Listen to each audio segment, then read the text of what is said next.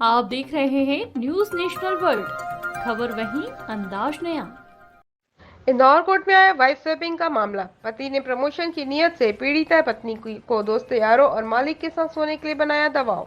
देवर भी पीड़िता से जबरदस्ती संबंध बनाने के लिए करता था पति जैसा व्यवहार।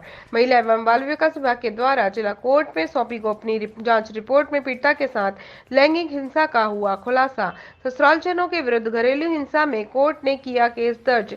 नंदानगर निवासी पीड़िता के अधिवक्ता one Krishna Kumar Konare doctor Rupali Rathore ने बताया कि पीड़िता की शादी पुणे निवासी अमित छावड़ा से होने के कुछ समय बाद से ही अमित गलत दोस्तों यारों के संपर्क में आकर पति द्वारा पीड़िता को अपने मालिक और दोस्तों के साथ विदेशी संस्कृति से संबंध बनाने के लिए मजबूर करता था ताकि पति का प्रमोशन हो जाए।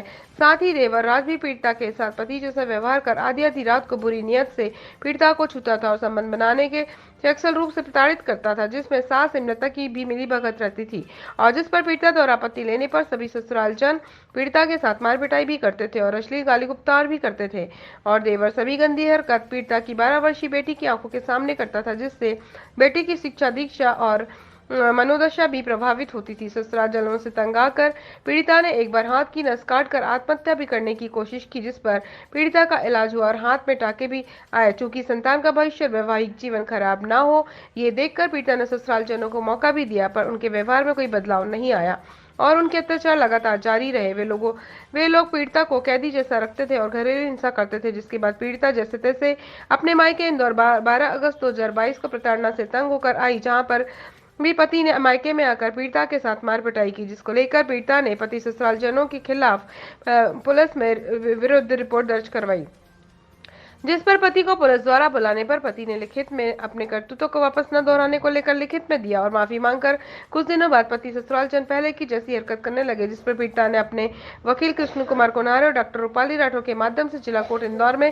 घरेलू हिंसाओं से महिलाओं को संरक्षण अधिनियम में केस फाइल करते हुए ससुरालजनों के अत्याचारों से सुरक्षा की मांग की है, जिस पर कोर्ट के द्वारा महिला एवं बाल विकास अधिकारी से जांच रिपोर्ट बुलाने पर रिपोर्ट के भी महिला एवं बाल विकास विभाग ने भी पीड़िता के साथ हुए अत्याचारों को सही मानते हुए पीड़िता के साथ देवर द्वारा बलपूर्वक संबंध बनाने सहित अन्य लोगों के साथ संबंध बनाने के दबाव डालने के पति के करतूतों को सही मानते हुए पीड़िता के साथ लैंगिक हिंसा का होना भी रिपोर्ट में पाया गया। इसके बाद कोर्ट ने पति अमित छावड़ा देवर राज सास हेमलता के विरुद्ध घरेलू हिंसा के तहत प्रथम दृष्टया घरेलू हिंसा के कानून में केस दर्ज करने प्राप्त आधार मानते हुए ससुरालजनों के विरुद्ध केस दर्ज किया। मैं इंदौर की रहने वाली हूँ। मेरी पूना में शादी हुई थी। मेरे पति मुझे बहुत परेशान कर दिया था। वो अपने दोस्तों और मालिक के साथ मुझे सोने के लिए बोलता था ताकि उसका प्रमोशन हो जाए। मेरे देवर ने भी मुझे बहुत परेशान कर दिया था। वो मेरे ऊपर गंदी नीयत डालता था। मेरी सास मुझे बहुत परेशान करती थी, इसलिए मैं इंदौर में आके 12 अगस्त 2022 को मैं पुलिस थाने में जाके मैंने केस दर्ज कराया। इन लोगों से मुझे बहुत खतरा है। मैं इन लोगों से अब सुरक्षा चाहती हूँ। क्या मामला था वकील साहब? ये इंदौर निवासी पीड़िता है, नंदानगर में रहती है। इसका विवाह सन 2003 में पुणे निवासी अमित छाबड़ा, जो कि एक कपड़ा व्यापारी के यहाँ पे सर्विस करता होकर सेल्समैन है, इससे शादी हुई थी। शादी के बाद पीड़िता ने एक संतान को जन्म दिया था, जो 12 वर्ष की पुत्री होकर इसके साथ में, चूंकि शादी के कुछ समय बाद तो सब सामान्य है, लेकिन विगत 1-2 साल से इसके अंदर जो पति ये बोलता था कि तुमको मुझे चूंकि सेल्स मैनेजर के पद से प्रमोट करने को लेकर तुमको मेरे अपने मालिक के साथ में, जहां मैं कपड़े की दुकान में काम करता हूं, उनके साथ में शेयर होना पड़ेगा, कॉम्प्रोमाइज करना पड़ेगा, साथ सोना पड़ेगा। और यही नहीं, अपने मेरे दोस्तों यारों के साथ में तुमको सोना पड़ेगा और उनसे विदेशी स्टाइल में पाश्चात्य संस्कृति का अनुसरण करते हुए संबंध बनाना पड़ेंगे। इन सब चीजों को लेकर जब पीड़िता ने मना करा तो सास हेमलता छाबड़ा, देवर इसमें राज छाबड़ा, साथ में पति अमित छाबड़ा, सभी इसको मारापिटी करते थे। ये इतने प्रताड़ित हो गए, इसने अपने हाथ की नस काटी। पुणे में इसका इलाज हुआ, उसके बाद भी इनके व्यवहार परिवर्तन नहीं आया। देवर भी पत्नी इस पीड़िता के साथ में पति के रूप में व्यवहार करता था और 12 वर्षीय बच्ची के सामने आधी रात को उसको छेड़ता था और न केवल इसके साथ में और इसके साथ में शारीरिक संबंध बनाने का प्रयास करता था। इन सब चीजों को लेकर पीड़िता जैसे तैसे अपनी जान बचाकर 12 अगस्त 2022 को जिला इंदौर में भाग कर रही, अपने मायके में रही।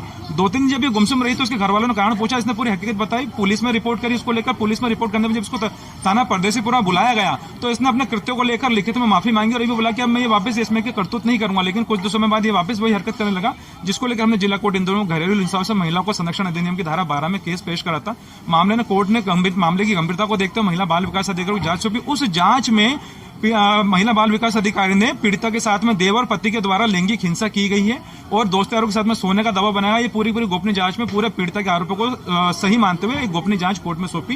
कोर्ट ने उसके बाद में इसके सास, देवर, पति सहित तीनों के खिलाफ घरेलू हिंसा से महिला को संरक्षण अधिनियम की धारा के अंतर्गत अपराध मामला दर्ज करने के पर्याप्त आधारित कमेंट के साथ में इन तीनों के खिलाफ मुकदमा दर्ज करा है जिला कोर्ट इंदौर ने। आपका नाम बताइए। कृष्ण कुमार कुन्हारे।